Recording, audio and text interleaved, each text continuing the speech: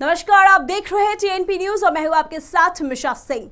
हिमाचल प्रदेश में विधानसभा चुनाव के लिए प्रचार जोरों पर है। यहां मुकाबला त्रिकोणीय है। बीजेपी और कांग्रेस के साथ आम आदमी पार्टी भी चुनाव में किस्मत आजमा रही है। सत्ताधारी बीजेपी दोबारा राज्य की सत्ता हासिल करने के लिए पूरी तरह से मिशन मोड में काम कर रही है। बीजेपी के राष्ट्रीय अध्यक्ष जगत प्रकाश नड्डा ने हिमाचल प्रदेश के लिए संकल्प पत्र जारी किया है, जिसमें उन्होंने हिमाचल वासियों से 11 कमिटमेंट किए हैं। देखिए ये हमारी खास रिपोर्ट।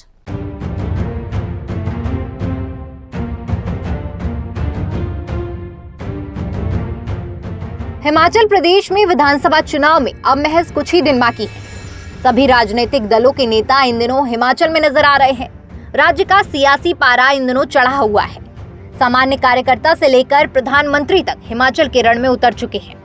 वैसे तो राज्य में मुख्य मुकाबला बीजेपी और कांग्रेस के बीच ही है, लेकिन आम आदमी पार्टी भी चुनाव जीतने की पुरजोर कोशिश कर रही है। एक और सत्ताधारी बीजेपी विकास और सुशासन की बात कहकर जनता के बीच जा रही है, तो वहीं विपक्षी दल बेरोजगारी, महंगाई और भ्रष्टाचार के मुद्दे पर बीजेपी सरकार को लगातार घेर रहे हैं। बता दें कि हिमाचल के बारे में कहा जाता है कि यहाँ हर 5 साल में सत्ता बदलने की परंपरा 3 दशकों से चली आ रही है, लेकिन सत्ताधारी बीजेपी का कहना है कि वो इस चुनाव में इस परंपरा को फेयरवेल देने जा रहे हैं। यानी उनका कहना है कि प्रदेश में दोबारा से सीएम जयराम ठाकुर के नेतृत्व में बीजेपी सरकार बनाने जा रही है।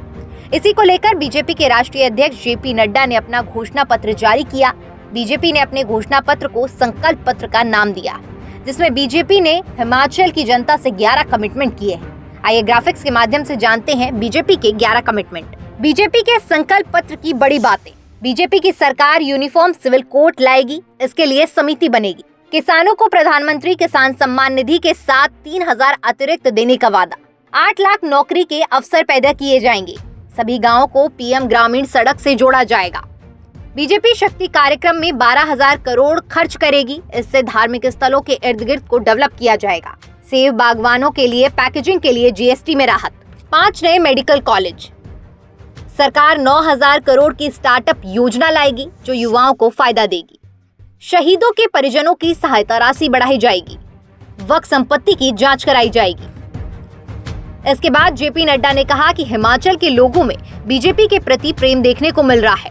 उन्होंने कहा कि लोगों को प्रधानमंत्री नरेंद्र मोदी और सीएम जयराम ठाकुर की डबल इंजन की सरकार पर पूरा भरोसा है। नड्डा ने दावा किया कि प्रदेश में फिर से बीजेपी की सरकार बनने जा रही है। लोग दुकानों से निकल करके इस महाजनसंपर्क अभियान को आशीर्वाद दे रहे हैं और अभी इसके बाद मैं सोलन जाऊंगा, तो एक उत्साह देखने को मिल रहा है। भारतीय जनता पार्टी के प्रति रुझान देखने को मिल रहा है।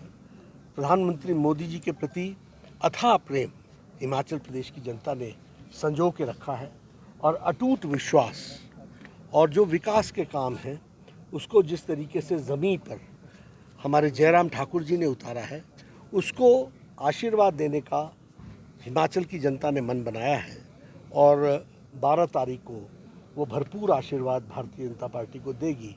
ये विश्वास ही है मुझे और उत्साह के कारण मैं समझता हूँ कि उनके लिए एक पर्व का माहौल है। आज भी महाजनसंपर्क अभियान में मुझे एक पर्व का माहौल दिखा, कार्यकर्ताओं के बीच में भी दिखा। कार्यकर्ता इतने उत्साहित थे कि उनको उत्साह को चैनलाइज करते हुए मैं आगे बढ़ा हूँ।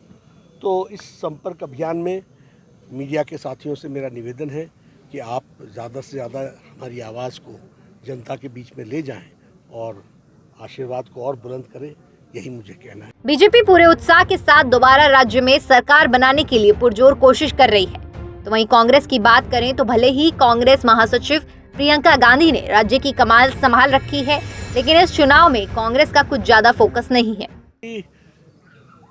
को अपने ही मैनिफेस्टो पर विश्वास नहीं है। लिखने वाले ने पढ़ा नहीं, पढ़ने वाले ने लिखा नहीं। बोलने के लिए बोल देते हैं, न उसमें विजन है, न वजन है, न डायरेक्शन है। तो ये अब उनका और ये इसी तरीके से जाने जाते हैं कौन सा मैनिफेस्टो उन्होंने सीरियसली लिया और कौन से मैनिफेस्टो पर आपने उनके साथ चर्चा की है, क्योंकि आप ही सीरियसली उनको नहीं लेते हैं। हमारे मैनिफेस्टो ड्यू डिलिजेंस के साथ होता है और उसमें सारी चीज़ों की बारीकियां वर्क की जाती हैं, उन बारीकियों को रखने का प्रयास होता है। इसलिए लोग हमारे मैनिफेस्टो को सीरियसली लेते हैं। मैंने पिछले मैनिफेस्टो का भी आज याद दिलाया। कांग्रेस पार्टी हिम्मत ही नहीं कर सकती कि पिछला मैनिफेस्टो को याद दिलाए। हमने अपना याद दिलाया, क्या हुआ वो भी बताया और तब आगे की बात कही। वहीं आम आदमी पार्टी कांग्रेस की वोट बैंक में सेंध लगा सकती है। बावजूद इसके सभी पार्टियां अपनी अपनी जीत के दावे कर रही हैं, लेकिन असल में हिमाचल में कौन राज करेगा ये तो आने वाला वक्त ही बताएगा। Bureau report TNP news.